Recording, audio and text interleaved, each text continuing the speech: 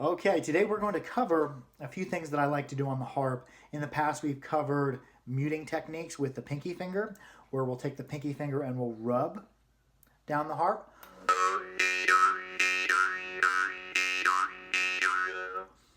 I'm just taking my finger and I'm rubbing it down to get that sort of softening and muting, and I'm going back off.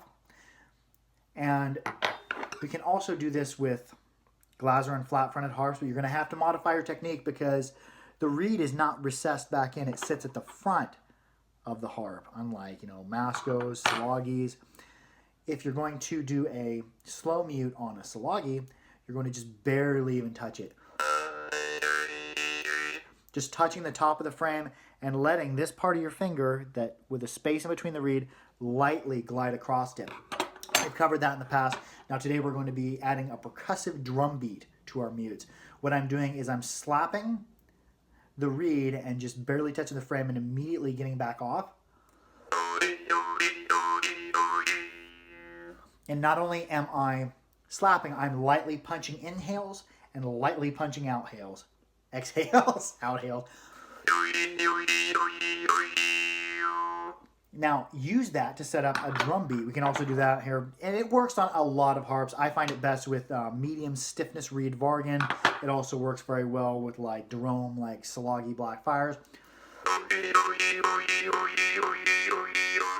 And every harp is going to have a different sweet spot for getting your drum beat. So feel around. It may be back here. It may be closer to the front. I find it easiest toward the last 2/3 part of the harp. But you're going to have to feel around in your harp.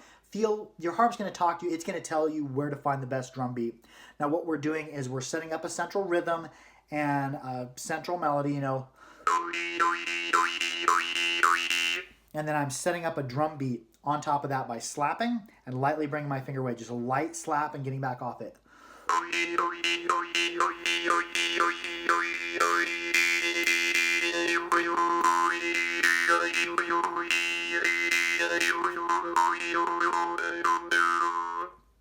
The same thing you can do with a black fire.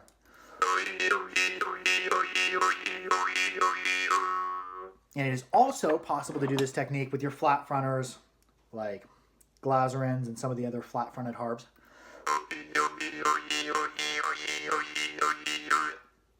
And you'll notice, since the reed doesn't sit back in, since it's not recessed from the front of the embouchure, you don't want to totally hit your finger on it. That's a different technique. That's called a stop. What we're doing is we're contacting the frame just lightly or right above it so that there's a space so the reed can still vibrate. Because if I hit the reed on a flat-fronted harp, it's going to be called a stop. A stop's not generally a bad thing to do, but it is a different technique. We're going to be contacting with our pinky finger on top so that we get this little bit of a space here. And it's a light. With these flat-fronted harps, you have to even have a lighter touch.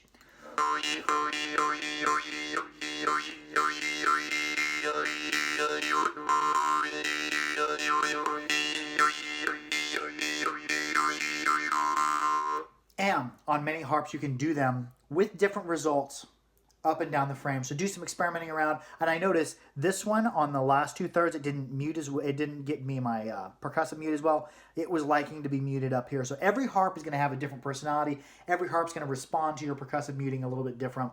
And if you ever watch Porky Miller play, he's very good at this. He actually does it with his middle finger, and he'll move up and down the harp.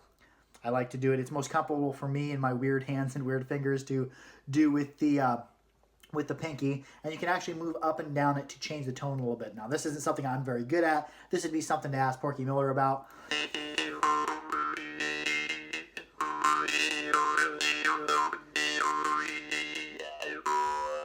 Well, that's going to be it for touching base on percussive muting.